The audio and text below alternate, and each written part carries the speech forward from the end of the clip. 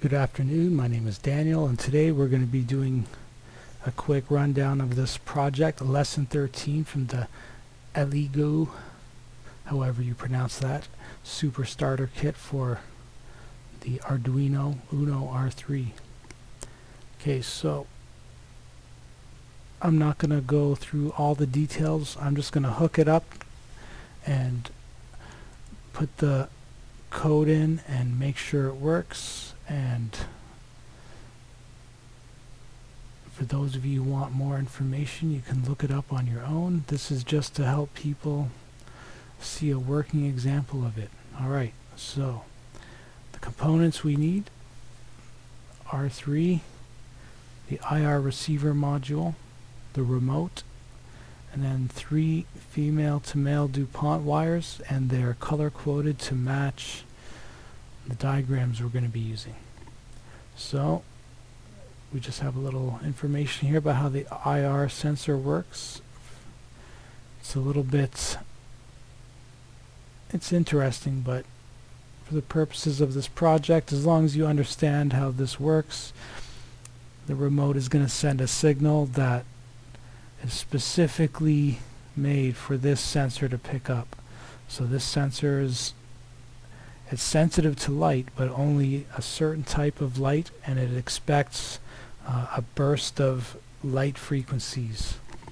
So it's not going to just be triggered by, a red light. It's infrared. You can't just shine an infrared light or something like that. It needs to be a burst of a certain frequency. Anyways, let's continue with the project. We have our schematic here. Let's get the remote out of the way. By the way, the project code right here. So you're going to need to use this zip file that comes with the project. So when you open this sketch file, in the previous project I told you to put the implementation file in the same folder as the sketch. You don't need to do that. I don't know why it didn't work the last time I tried it. But if you go to include library, add zip to library, and you use that file, it should work. So let's get started. Here we go. Let's start by hooking the ground wire.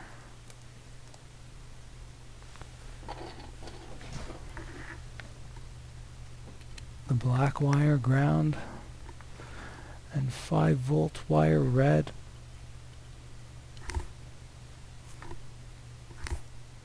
Okay.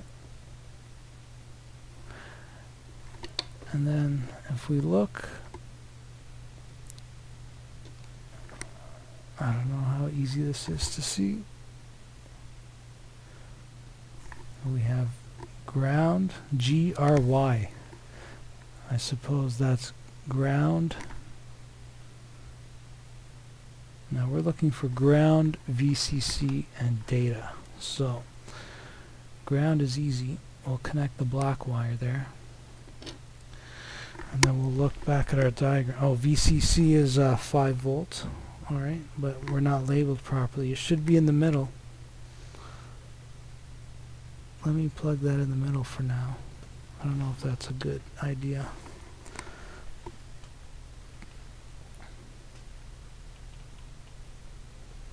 Oh, our diagram here says GRY, so R. There are three connections to the IR receiver. The connections are signal, voltage, and ground. The minus is the ground, the S is signal, and the middle pin is voltage 5.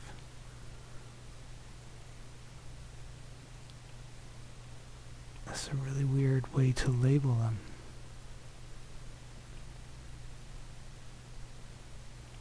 Okay, so the middle one is voltage and signal from pulse wave modulation. Here we go. Digital 11.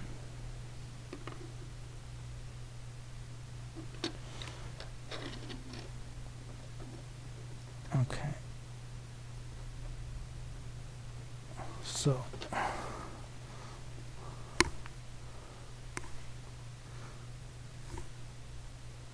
digital 11, the yellow cable connecting to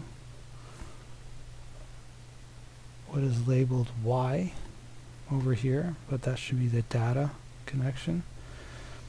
And then we have 5 volts and ground, red and black. Okay. Very simple. That was the sound of the remote hitting the floor.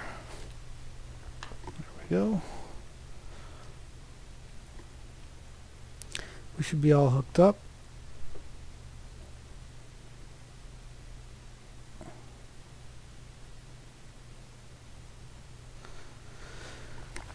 Alright, now it's looks like there are some interesting things going on. Let's read this PDF file here. After wiring, please open the program in the code folder, lesson 13 IR receiver module. Okay. Before you can run this, make sure that you have installed the IR remote library or reinstall it if necessary, otherwise your code won't work. Okay. Now we will move the robot IR remote out of the library folder. That's weird. So let's try compiling this, and I might need to re-add the library, I'm not sure, but I can do that from the zip file. Okay, it looks like I've permanently added that library to my environment here. So now let's upload this. And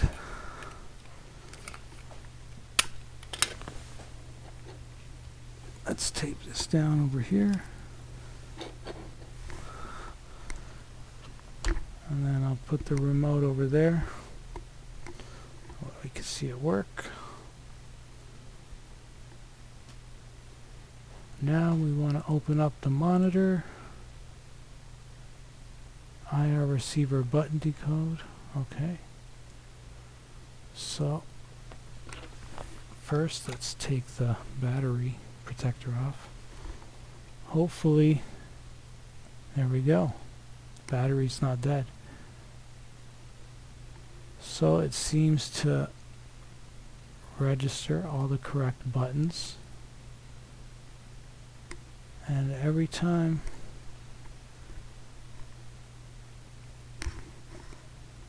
I don't know if you can see it, but there's a little red light that goes off every time that happens.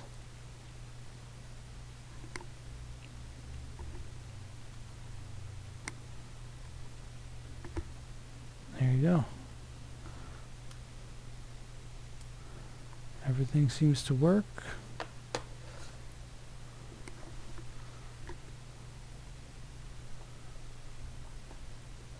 And if I hold it down, oh, look at that, it says repeat.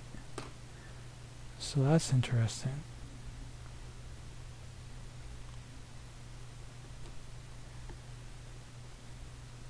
Alright. Well, it looks like it works, and I didn't have any problems, and I hope you don't have any problems when you try this. I'm definitely going to have a look at how this works. There you go. So we can get it to say whatever we want in that monitor. It looks like it's just a simple switch, and for each case, I guess that's the button, right?